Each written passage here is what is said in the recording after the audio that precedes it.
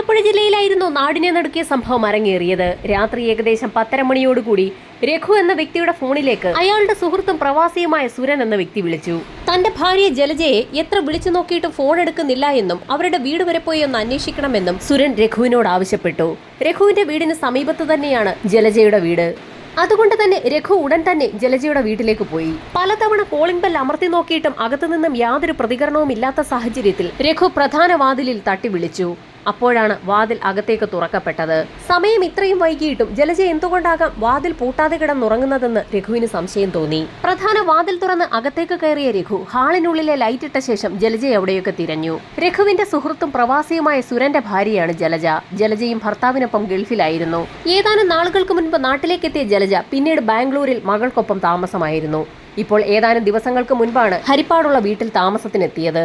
അതുകൊണ്ട് തന്നെ ഒറ്റയ്ക്ക് താമസിക്കുന്ന ആ സ്ത്രീയെ എത്ര വിളിച്ചു നോക്കിയിട്ടും കാണാത്ത സാഹചര്യത്തിൽ രഘുവിന് ഭയം കൂടി വന്നു. പ്രധാന ഹാളും കടന്ന് ബെഡ്റൂമിന് സമീപത്തേക്കാണ് പിന്നീട് രഘു എത്തിയത്. നേരിയ വെളിച്ചത്തിൽ ആരോ ഒരാൾ തറയിൽ കിടക്കുന്നത് പോലെ രഘുവിന് തോന്നി. ആ കാഴ്ച ഒന്നുകൂടി സൂക്ഷിച്ചു നോക്കിയ സമയത്താണ് നടുക്കുന്ന സത്യം രഘു മനസ്സിലാക്കിയത്. ജലജ എന്ന സ്ത്രീ അനക്കമില്ലാതെ തറയിൽ കിടക്കുകയാണ്. അവർക്ക് ചുറ്റും രക്തം തളം കെട്ടി കിടക്കുകയാണ്. ഭയന്നു പോയ രഘു നിലവിളിച്ചുകൊണ്ട് പുറത്തേക്കിറങ്ങി ഓടി. ഉടൻ തന്നെ അയാളുടെ വീട്ടിലെത്തി വിവരം അവിടെയുള്ളവരെ ധരിപ്പിക്കുകയും പ്രദേശവാസികളെയൊക്കെ തന്നെ വിവരമറിയിക്കുകയും ചെയ്തു. നിമിഷ നേരം കൊണ്ട് തന്നെ ജലജയുടെ വീടിനു ചുറ്റും ആളുകൾ നിറഞ്ഞു. ഹരിപ്പാട് പോലീസ് സ്റ്റേഷനിൽ വിവരമറിയിച്ചതിനെ തുടർന്ന് ഒരു സംഘം പോലീസുകാർ സംഭവസ്ഥലത്തേക്കെത്തി. വീടിനുള്ളിൽ നടന്നിരിക്കുന്ന സംഭവം അത്ര പന്തിയല്ല എന്ന് മനസ്സിലാക്കിയതുകൊണ്ട് തന്നെ നാട്ടുകാരും വീടിനുള്ളിലേക്ക് പ്രവേശിച്ചില്ല. സംഭവസ്ഥലത്തെത്തിയ പോലീസ് സംഘം വീടിനുള്ളിലേക്ക് പ്രവേശിച്ചു. ബെഡ്റൂമിനുള്ളിൽ മുറിയുടെ നടുക്കായി രക്തത്തിൽ കുളിച്ചു കിടക്കുന്ന ജലജയെയാണ് പോലീസ് സംഘം കണ്ടത്. അവരുടെ ശരീരത്തിന് ചുറ്റിനും രക്തം കട്ടപിടിച്ച് കിടക്കുകയാണ്. മരണം നടന്നിട്ട് മണിക്കൂറുകൾ പിന്നിട്ടു എന്ന് അതിൽ നിന്നും വ്യക്തമായി. സമയമേറെ വൈകിയതുകൊണ്ട് തന്നെ ഇൻക്വസ്റ്റ് നടപടികൾ തൊട്ടടുത്ത ദിവസം മാത്രമേ നടത്തുവാൻ സാധിക്കുകയുള്ളായിരുന്നു. അതുകൊണ്ട് തന്നെ വീട് പൂട്ടുകയും 2 പോലീസുകാരെ ആ വീടിന് കാവൽ നിർത്തുകയും ചെയ്തു. തൊട്ടടുത്ത ദിവസം തന്നെ പോലീസ് സംഘത്തിനൊപ്പം ഫോറൻസിക് ടീമും സംഭവസ്ഥലത്തെത്തി. മരിച്ചു കിടക്കുന്ന ജലജയുടെ മുറിയിൽ വിശദമായ ഒരു പരിശോധന തന്നെ നടത്തി. ജലജയുടെ ശരീരമാകെ രക്തം കട്ടപിടിച്ച് കിടക്കുകയാണ്. ശക്തമായ എന്തോ ആയുധം ഉപയോഗിച്ച് ജലജയുടെ മുഖവും തലയും ഒക്കെ അടിച്ചു പിളർത്തിയിരിക്കുകയാണ്. മുറിയാകെ വലിച്ചു വാരിയിട്ട നിലയിലായിരുന്നു. ഏതോ വ്യക്തി അല്ലെങ്കിൽ വ്യക്തികൾ അവിടെ ഒരു തിരച്ചിൽ നടത്തിയിട്ടുണ്ടെന്ന് അതിൽ നിന്ന് വ്യക്തമാണ്. ഈ സമയത്താണ് മറ്റൊരു കാര്യം ഫോറൻസിക് സംഘത്തിന്റെ ശ്രദ്ധയിൽപ്പെടുന്നത്. ആ മുറിയുടെ ഭിത്തികളിൽ ലൈസോളിന്റെ ഗന്ധമുണ്ട്. ആ ഗന്ധമാകട്ടെ ബെഡ്റൂമിനുള്ളിലും പുറത്ത് ഹാളിൽ നിന്ന് സ്റ്റെയർ കേസിന്റെ പടികളിലേക്കും വരെ നീളുന്നുണ്ട്. കൊല നടത്തിയ വ്യക്തി അല്ലെങ്കിൽ വ്യക്തികൾ മുറിക്കുള്ളിലും സ്റ്റെയർ കേസിന് മുകളിലേക്കുമൊക്കെ പോയിട്ടുണ്ടെന്ന് പോലീസിന് വ്യക്തമായി. ആ ഭാഗമൊക്കെ ലൈസോൾ ഉപയോഗിച്ച് വൃത്തിയായി കഴുകിയിരിക്കുകയാണ്. അപ്പോഴേക്കും വിവരമറിഞ്ഞ് ജലജയുടെയും ഭർത്താവിന്റെയും ബന്ധുക്കളും അവരുടെ മകളുമൊക്കെ സ്ഥലത്തെത്തിയിരുന്നു. ബന്ധുക്കളോടും മകളോടുമൊക്കെ വിശദമായി തന്നെ പോലീസ് പല കാര്യങ്ങളും തിരക്കി. അപ്പോഴാണ് ചില നിർണായക വിവരങ്ങൾ പോലീസിന് ലഭിക്കുന്നത്. ജലജയുടെ കഴുത്തിലുള്ള മാലയും കയ്യിലുള്ള വളകളും മിസ്സിംഗ് ആണ്. എന്നാൽ അവരുടെ കാതിലുള്ള കമ്മൽ കൊലയാളി ഇളക്കിയെടുത്തിട്ടില്ല. ആ വീടിനുള്ളിൽ നിന്ന് മറ്റെന്തെങ്കിലും മിസ്സായിട്ടുണ്ടോ എന്ന് അന്വേഷിക്കാൻ പോലീസ് സംഘം ജലജയുടെ മകളോട് ആവശ്യപ്പെട്ടു. മകളുടെ അന്വേഷണത്തിൽ തൊട്ട് തലേ ദിവസം ജലജ ബാങ്കിൽ നിന്നും പിൻവലിച്ച 30,000 രൂപ കാണാനില്ല എന്ന് വ്യക്തമായി. ഒരു കല്യാണവുമായി ബന്ധപ്പെട്ട് ഒരു വ്യക്തിക്ക് കൊടുക്കുന്നതിനായി 30,000 രൂപ ബാങ്കിൽ നിന്ന് പിൻവലിക്കുന്ന കാര്യം ജലജ അന്ന് രാവിലെ മകളോട് പറഞ്ഞിരുന്നു. ആ പണവും മിസ്സായിരിക്കുകയാണ്. വീടിനുള്ളിലെ പരിശോധനകളും ഇൻക്വസ്റ്റ് നടപടികളുമൊക്കെ പൂർത്തിയാക്കിയ ശേഷം മൃതദേഹം ആലപ്പുഴ മെഡിക്കൽ കോളേജിലേക്ക് ഷിഫ്റ്റ് ചെയ്തു. വീടിനുള്ളിലും പുറത്തുമൊക്കെയുള്ള അന്വേഷണം പൂർത്തിയാക്കിയ പോലീസ് സംഘം നാട്ടുകാരെയും ബന്ധുക്കളെയും ഒക്കെ വിശദമായി ചോദ്യം ചെയ്തു. ജലജയുടെ ബന്ധു കൂടിയായ രഘു ആയിരുന്നു മൃതദേഹം ആദ്യം കണ്ടത്. ആ സംഭവം നടന്ന ദിവസം അസ്വാഭാവികമായ രീതിയിൽ എന്തെങ്കിലും ശബ്ദം കേൾക്കുകയോ ആരെങ്കിലും ആ വീട്ടിലേക്ക് കയറിപ്പോകുന്നത് പ്രദേശവാസികൾ ആരെങ്കിലും കണ്ടോ എന്നുള്ളത് അറിയുക എന്നുള്ളതായിരുന്നു പോലീസിന്റെ ആദ്യ ലക്ഷ്യം. എന്നാൽ ആ വീട്ടിൽ നിന്നും യാതൊരു വിധത്തിലുള്ള ശബ്ദവും കേട്ടതായി ഒരാൾ പോലും പോലീസിനോട് റിപ്പോർട്ട് ചെയ്തില്ല. സംഭവം നടന്ന പകൽ 1 മണിക്ക് ജലജയെ രഘു അവസാനമായി കണ്ടിരുന്നു. സംഭവം നടന്ന പകൽ റോഡിൽ കൂടി നടന്നു പോകുന്ന സമയത്ത് വീടിന് വെളിയിൽ ജലജ നിൽക്കുന്നത് രഘു കണ്ടിരുന്നു. അവരോട് സംസാരിച്ച ശേഷം രഘു തന്റെ വീട്ടിലേക്ക് പോവുകയും ചെയ്തു. പിന്നീട് അവരെ ആരും കണ്ടിട്ടുമില്ല. അതിനർത്ഥം കൊലപാതകം നടന്നിരിക്കുന്നത് ഉച്ചയ്ക്ക് 1 മണിക്ക് ശേഷമായിരിക്കാമെന്ന് പോലീസ് വിലയിരുത്തി. തൊട്ടടുത്ത ദിവസം തന്നെ പോസ്റ്റ്മോർട്ടം റിപ്പോർട്ട് എത്തി. അതിൽ വളരെ വ്യക്തമായി തന്നെ കാര്യങ്ങൾ രേഖപ്പെടുത്തിയിരിക്കുകയാണ്. ജലജ ശ്വാസം മുട്ടിയാണ് മരിച്ചിരിക്കുന്നത്. അതേസമയം തന്നെ ഭാരമുള്ള എന്തോ വസ്തു ഉപയോഗിച്ച് ജലജയുടെ തലയിൽ അതിശക്തമായി തന്നെ അടിച്ചിട്ടുണ്ട്. മരണം സംഭവിക്കുന്നതിന് മുൻപ് ജലജയുടെ തലയ്ക്ക് അടിയേറ്റിട്ടുണ്ട്. അടിയേറ്റ് താഴെ വീണ ജലജയുടെ മുഖത്ത് തലയണ പോലെയുള്ള എന്തോ വസ്തു ഉപയോഗിച്ച് അമർത്തിയാണ് അവരെ ശ്വാസം മുട്ടിച്ചിരിക്കുന്നത്. മരണശേഷവും ജലജയുടെ തല അടിച്ചു പൊളിച്ചിരിക്കുകയാണ്. അതിക്രൂരമായ ഒരു കൊലപാതകമാണ് നടന്നിരിക്കുന്നതെന്ന് പോലീസിന് വ്യക്തമായി. പോസ്റ്റ്മോർട്ടം റിപ്പോർട്ടിൽ മറ്റ് ചില കാര്യങ്ങൾ കൂടി രേഖപ്പെടുത്തിയിരുന്നു. ജലജ കഴിച്ചിട്ടുള്ള ഭക്ഷണം ദഹിച്ചിട്ടുണ്ടായിരുന്നില്ല. ഉച്ചയ്ക്ക് ഏകദേശം 1:30 മണിക്ക് ശേഷമാകാം ജലജ ഭക്ഷണം കഴിച്ചിരിക്കുന്നതെന്നും 1:30-നും 3 മണിക്കും ഇടയിലാണ് കൊലപാതകം സംഭവിച്ചിരിക്കുന്നതെന്നും അതിൽ നിന്നും വ്യക്തമായിരുന്നു. ആ വീടിനുള്ളിൽ നിന്നും 30,000 രൂപയ്ക്കും ജലജയുടെ ആഭരണങ്ങൾക്കും പുറമെ അവരുടെ മൊബൈൽ ഫോൺ കൂടി നഷ്ടമായിരിക്കുകയാണ്. മോഷണം നടത്താൻ തീരുമാനിച്ചുറപ്പിച്ച ഏതോ വ്യക്തി അല്ലെങ്കിൽ വ്യക്തികൾ വീട്ടിലേക്ക് എത്തുകയും മോഷണം നടത്തുകയും ചെയ്ത സാഹചര്യത്തിൽ ഒരുപക്ഷെ ജലജ ആ കാഴ്ച കണ്ടിരിക്കാം. അതുകൊണ്ടായിരിക്കാം അവർ ജലജയെ കൊലപ്പെടുത്തിയതെന്ന് പോലീസ് ഒരനുമാനത്തിലേക്ക് എത്തുകയും മോഷ്ടാവിനെ കണ്ടെത്തിക്കഴിഞ്ഞാൽ ആ കേസ് ക്ലോസ് ചെയ്യാൻ കഴിയുമെന്നും പോലീസ് കരുതിയെങ്കിൽ പോലും ഇതേ സമയത്ത് ഹരിപ്പാട് ജലജയുടെ വീടിന് സമീപത്തുള്ള നാട്ടുകാരുടെ സംസാരത്തിലൊക്കെ ഒരു മാറ്റം വന്നു തുടങ്ങി. ജലജയുടെ ഒരു പ്രത്യേക സ്വഭാവത്തെക്കുറിച്ച് നാട്ടുകാരും ബന്ധുക്കളുമൊക്കെ പോലീസുകാരോടും മാധ്യമങ്ങളോടുമൊക്കെ ചില കാര്യങ്ങൾ തുറന്നു പറഞ്ഞു. വർഷങ്ങളോളമായി വിദേശത്തായിരുന്നതുകൊണ്ടും നാട്ടിൽ ഒറ്റയ്ക്ക് താമസിക്കുന്നതുകൊണ്ടും ഒരപരിചിതന് പോലും ജലജ വാതിൽ തുറന്നു കൊടുക്കാറുണ്ടായിരുന്നില്ല.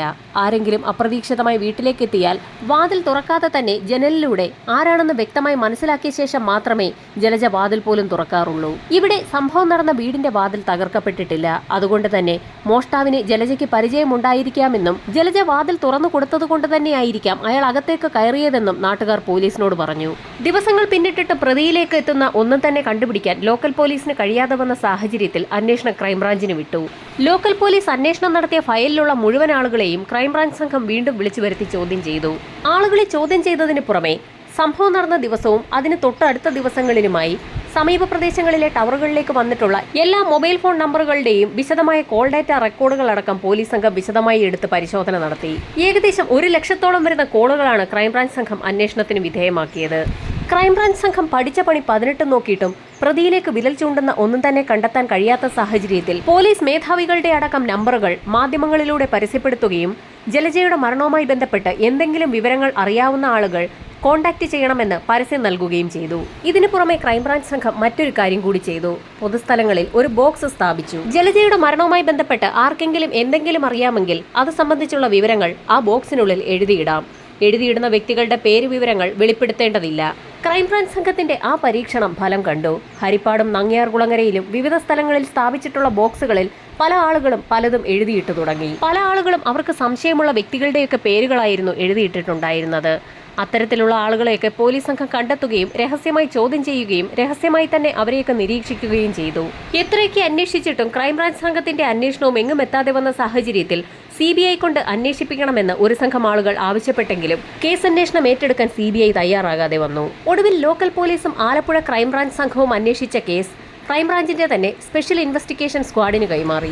ലോക്കൽ പോലീസും ക്രൈംബ്രാഞ്ച് സംഘവും എന്തൊക്കെ കാര്യങ്ങളാണ് കേസുമായി ബന്ധപ്പെട്ട് അന്വേഷിച്ചതെന്നും എന്തൊക്കെയാണ് അന്വേഷിക്കാത്തതെന്നും വിശദമായി തന്നെ ഒരു പരിശോധനയ്ക്ക് വിധേയമാക്കിയ ശേഷമായിരുന്നു സ്പെഷ്യൽ ഇൻവെസ്റ്റിഗേഷൻ ടീം അവരുടെ അന്വേഷണം ആരംഭിച്ചത്. ക്രൈംബ്രാഞ്ച് സംഘം നേരത്തെ നടത്തിയ അന്വേഷണത്തിൽ ചില കാര്യങ്ങളൊക്കെ വ്യക്തമായിരുന്നു.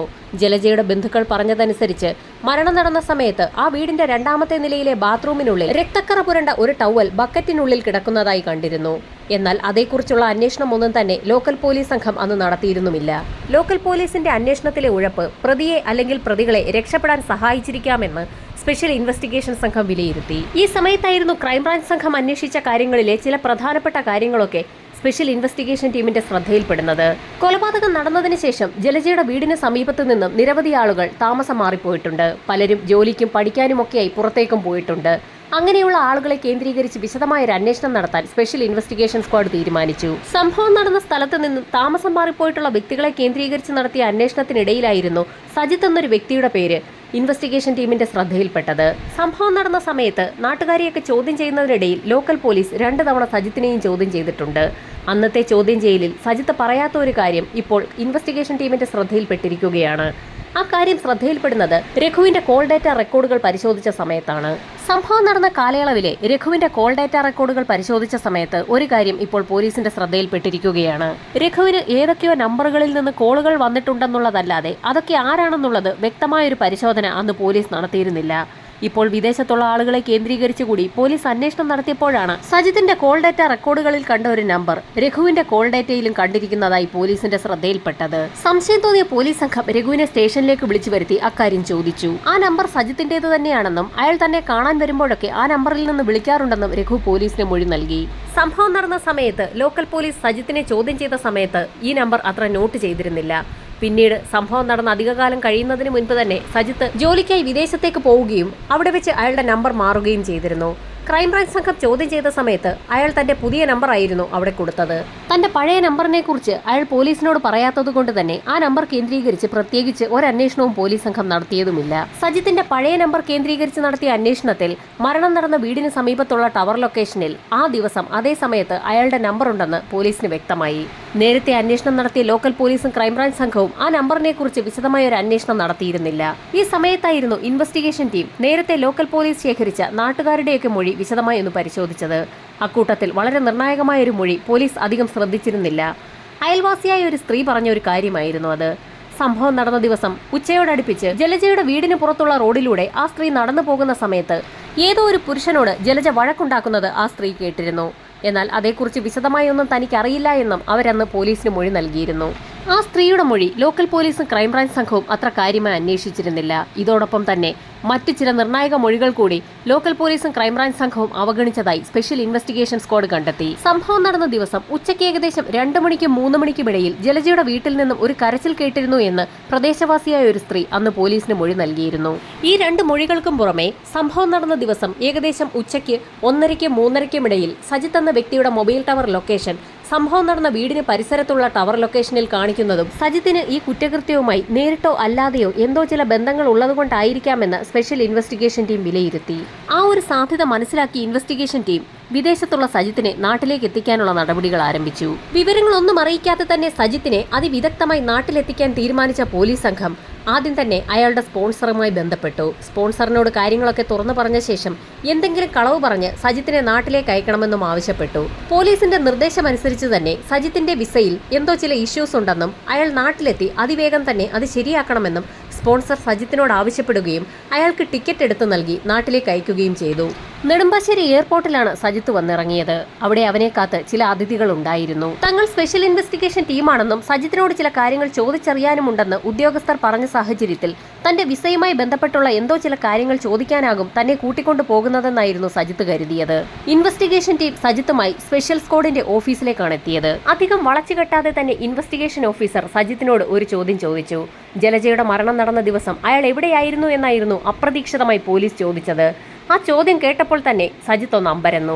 ഒന്ന് പരിങ്ങിയെങ്കിലും അത് പുറത്തു കാണിക്കാതെ തന്നെ താൻ ജോലിയുമായി ബന്ധപ്പെട്ട് തന്റെ സ്റ്റുഡിയോയിലായിരുന്നു എന്ന് സജിത്ത് പോലീസിന് മൊഴി നൽകി. ക്രൈംബ്രാഞ്ച് സംഘം ചോദ്യം ചെയ്ത സമയത്ത് സജിത്ത് എന്തുകൊണ്ടാണ് പഴയ മൊബൈൽ നമ്പർ അവർക്ക് നൽകാഞ്ഞതെന്ന് കൂടി ഇൻവെസ്റ്റിഗേഷൻ ഓഫീസർ ചോദിച്ചപ്പോൾ സജിത്ത് ആകെ പെട്ടതുപോലെയായി. അത് മാത്രവുമല്ല, കൊലപാതകം നടന്ന സമയത്ത് ആ വീടിന്റെ പരിസരത്തുള്ള ടവറിൽ സജിത്തിന്റെ മൊബൈൽ നമ്പർ കാണിക്കുന്നുണ്ടെന്ന് കൂടി പോലീസ് പറഞ്ഞതോടുകൂടി സജിത്ത് ആകെ വിളറി വെളുത്തു. സജിത്തിന്റെ ആ പതർച്ച പ്രതീക്ഷിച്ചിരുന്ന ഇൻവെസ്റ്റിഗേഷൻ ടീം നേരത്തെ തയ്യാറാക്കി വെച്ചിരുന്ന ചോദ്യങ്ങൾ ഓരോന്നായി സജിത്തിനോട് ചോദിച്ചു തുടങ്ങി. പോലീസ് സംഘത്തിന്റെ കർക്കശമായ ചോദ്യം ചെയ്യലുകൾക്ക് മുൻപിൽ പിടിച്ചു നിൽക്കാൻ കഴിയാതെ സജിത്ത് പല കഥകളും പറഞ്ഞു തുടങ്ങി. സംഭവം നടന്ന ദിവസം യഥാർത്ഥത്തിൽ സജിത്ത് രഘുവിനെ കാണാൻ അയാളുടെ വീട്ടിലേക്ക് എത്തിയതായിരുന്നു. എന്നാൽ രഘുവിന്റെ വീട്ടിലെത്തിയ സമയത്ത് അയാൾ വീട്ടിലില്ല എന്നും ഒരുപക്ഷെ ജലജയുടെ വീട്ടിൽ എന്തെങ്കിലും ജോലി ചെയ്തു കൊടുക്കുന്നതിന് വേണ്ടി പോയിട്ടുണ്ടാകാമെന്നും അയാളുടെ വീട്ടിലുള്ള ആളുകൾ സജിത്തിനോട് പറഞ്ഞു. അങ്ങനെ രഘുവിനെ അന്വേഷിച്ച് സജിത്ത് ജലജയുടെ വീട്ടിലുമെത്തി. ഗേറ്റ് തുറന്ന് സജിത്ത് ജലജയുടെ വീട്ടിലേക്ക് എത്തിയ സമയത്ത് ജലജ വീടിന് വെളിയിൽ തന്നെ ഉണ്ടായിരുന്നു. സജിത്തിനെ നേരത്തെ പരിചയമുള്ളതുകൊണ്ട് തന്നെ പ്രത്യേകിച്ചൊന്നും ജലജ പറഞ്ഞതുമില്ല.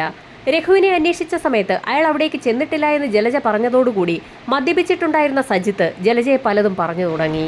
രഘുവിനെയും ജലജയും ചേർത്ത് പല കാര്യങ്ങളും മോശമായി സജിത്ത് പറയാൻ തുടങ്ങിയതോടുകൂടി ജലജ അയാളോട് പൊട്ടിത്തെറിച്ചു.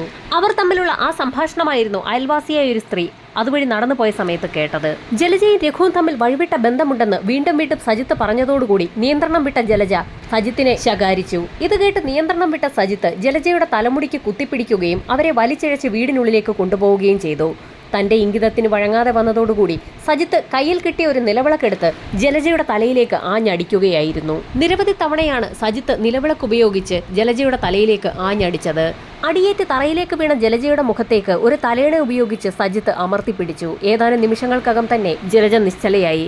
എന്നിട്ടും കലിയടങ്ങാത്ത സജിത്ത് ആ നിലവിളക്ക് ഉപയോഗിച്ച് തന്നെ ജലജയുടെ തലയിലേക്കും മുഖത്തേക്കുമൊക്കെ ആഞ്ഞടിച്ചുകൊണ്ടേയിരുന്നു. തീർത്തും മദ്യത്തിന് കീഴ്പ്പെട്ടു പോയ സജിത്ത് താൻ എന്താണ് ചെയ്യുന്നതെന്ന് പോലും മനസ്സിലാക്കാൻ കഴിയാത്ത അവസ്ഥയിലായിരുന്നു. ഏതാനും മണിക്കൂറുകൾക്കകം സ്വബോധത്തിലേക്ക് തിരിച്ചു വന്ന സജിത്ത് തന്റെ സാന്നിധ്യം ആ വീട്ടിൽ നിന്നും ഒഴിവാക്കുന്നതിനായി ബാത്റൂമിലേക്ക് പോയി ലൈസോൾ സംഘടിപ്പിച്ച ശേഷം തന്റെ വിരലടയാളങ്ങൾ പതിഞ്ഞ പ്രദേശമൊക്കെ ലൈസോൾ ഉപയോഗിച്ച് കഴുകി വൃത്തിയാക്കി. വിരലടയാളം പതിഞ്ഞിട്ടുള്ള ഫർണിച്ചറുകളും തലയണിയുമൊക്കെ ലൈസോൾ ഉപയോഗിച്ച് തുടച്ച് വൃത്തിയാക്കി. ഏതെങ്കിലും കാരണവശാൽ അന്വേഷണം തന്നിലേക്ക് എത്താതിരിക്കുന്നതിനായി പോലീസിനെ കബളിപ്പിക്കുന്നതിനു വേണ്ടി ജലജയുടെ കഴുത്തിലുണ്ടായിരുന്ന മാലയും കയ്യിലുണ്ടായിരുന്ന വളകളുമൊക്കെ സജിത്ത് ഊരിയെടുത്തു. മോഷണ ശ്രമത്തിനിടയിൽ നടന്ന ഒരു കൊലപാതകമാണിതെന്ന് വരുത്തി തീർക്കുന്നതിന് വേണ്ടിയായിരുന്നു സജിത്തിന്റെ ശ്രമം. അതിനായി ബെഡ്റൂമിനുള്ളിൽ മനഃപൂർവ്വം ഒരു തിരച്ചിൽ നടത്തുകയും അലമാരകളൊക്കെ തുറന്ന് അതിനകത്തുള്ള സാധനങ്ങളൊക്കെ വലിച്ചുവാരി പുറത്തേക്കിടുകയും ചെയ്തു. അക്കൂട്ടത്തിലായിരുന്നു അലമാരിയിലുണ്ടായിരുന്ന 30,000 രൂപ സജിത്തിന്റെ ശ്രദ്ധയിൽപ്പെട്ടത്. ആ 30,000 രൂപയും അയാൾ കൈവശപ്പെടുത്തി. തന്റെ കയ്യിൽ പുരണ്ട രക്തക്കറയൊക്കെ അവിടെ ഉണ്ടായിരുന്ന ഒരു ടവലിൽ തുടച്ച ശേഷം ആ ടവലുമായി മുകളിലത്തെ നിലയിലെത്തുകയും അവിടുത്തെ ബാത്റൂമിനുള്ളിൽ കൈകാലുകൾ കഴുകി വൃത്തിയാക്കിയ ശേഷം ടവൽ ബാത്റൂമിനുള്ളിലെ തന്നെ ഒരു ബക്കറ്റിൽ ഉപേക്ഷിക്കുകയും ചെയ്തു. അധിക സമയം അവിടെ നിന്നു കഴിഞ്ഞാൽ പന്തിയല്ല എന്ന് മനസ്സിലാക്കിയ സജിത്ത് ജലജയെ കൊലപ്പെടുത്താൻ ഉപയോഗിച്ച നിലവിളക്കും അതോടൊപ്പം തന്നെ അവരുടെ മൊബൈൽ ഫോണും പൊതിഞ്ഞെടുക്കുകയും പ്രധാന വാതിലിലൂടെ തന്നെ പുറത്തിറങ്ങി വാതിൽ പുറത്തുനിന്നും അടച്ച ശേഷം ആരുടെയും ശ്രദ്ധയിൽപ്പെടാതെ ഗേറ്റ് കടന്ന് അതിവേഗത്തിൽ തന്നെ അവിടെ നിന്ന് നടന്നു പോവുകയും ചെയ്തു. ടൗണിലെത്തിയ സജിത്ത് നേരെ പോയത് തോട്ടപ്പള്ളി ഭാഗത്തേക്കാണ്. കൊലപാതകത്തിന് ഉപയോഗിച്ച നിലവിളക്കും അതുപോലെ തന്നെ ജലജയുടെ മൊബൈൽ ഫോണും അവിടേക്ക് വലിച്ചെറിഞ്ഞു. രഘുവിന്റെ വീട്ടിൽ ഇടയ്ക്കിടയ്ക്ക് സജിത്ത് വരാറുള്ളത് കൊണ്ട് തന്നെ ജലജയുടെ മരണവുമായി ബന്ധപ്പെട്ട് ലോക്കൽ പോലീസും ക്രൈംബ്രാഞ്ച് സംഘവും ആ പ്രദേശത്ത് വന്നു പോകാറുള്ള ആളുകളെ കേന്ദ്രീകരിച്ച് അന്വേഷണം നടത്തുന്ന കൂട്ടത്തിൽ സജിത്തിനെയും 2 തവണ ചോദ്യം ചെയ്തിരുന്നു. സംഭവം നടന്ന ദിവസം സജിത്ത് വീട്ടിലേക്ക് വന്ന വിവരം രഘു അറിഞ്ഞിരുന്നില്ല. രഘുവിന്റെ വീട്ടുകാർക്ക് അക്കാര്യം അറിയാമായിരുന്നെങ്കിൽ പോലും രഘുവിനെ അന്വേഷിച്ച് സജിത്ത് ജലജയുടെ വീട്ടിലേക്ക് പോയ കാര്യമൊന്നും അവർക്കറിയാത്ത സാഹചര്യത്തിൽ അക്കാര്യമൊന്നും അവർ പോലീസിനോട് പറഞ്ഞതുമില്ല. എല്ലാ കുറ്റവും ഏറ്റുപറഞ്ഞ സജിത്തിന്റെ അറസ്റ്റ് രേഖപ്പെടുത്തിയ പോലീസ് സംഘം സജിത്തിനെ റിമാൻഡ് ചെയ്തു. വിചാരണ നടപടികൾ നടക്കുന്നതിനിടയിൽ ജാമ്യം കിട്ടി പുറത്തിറങ്ങിയ സജിത്തിനോട് കോടതി ഒരു കണ്ടീഷൻ വെച്ചു. ഒരു കാരണവശാലും ആലപ്പുഴ ജില്ലയിലേക്ക് കടക്കരുതെന്നായിരുന്നു ആ കണ്ടീഷൻ. അതുകൊണ്ട് തന്നെ തിരുവനന്തപുരത്തേക്ക് പോയ സജിത്ത് അവിടെ ഒരു ഹോട്ടലിൽ മുറിയെടുത്ത് താമസം ആരംഭിച്ചു. ഹോട്ടൽ മുറിയിൽ താമസം ആരംഭിച്ച സജിത്ത് അതേ മുറിയിലെ തന്നെ ഫാൻ അഴിച്ചു മാറ്റി വെച്ച ശേഷം അതേ ഹുക്കിൽ തൂങ്ങി മരിച്ചു എന്നുള്ള വാർത്തയാണ് പുറത്തു വന്നിരിക്കുന്നത്. മുറിയിൽ നിന്നും പോലീസ് സംഘത്തിന് ഒരു ആത്മഹത്യാ കുറിപ്പും കണ്ടെത്താൻ കഴിഞ്ഞു. തന്റെ അമിതമായ മദ്യപാനം മൂലം വലിയൊരു തെറ്റ് സംഭവിച്ചു പോയെന്നും എല്ലാ വ്യക്തികളും മാപ്പ് നൽകണമെന്നും അപേക്ഷിച്ചുകൊണ്ടുള്ള ഒരു കത്തായിരുന്നു അത്. തന്റെ അമ്മയ്ക്ക് കൈമാറണമെന്നാവശ്യപ്പെട്ടുകൊണ്ട് സജിത്ത് തന്റെ ATM കാർഡും പിൻ നമ്പറും ആ കത്തിനൊപ്പം കുറിച്ചു വെച്ചിരുന്നു.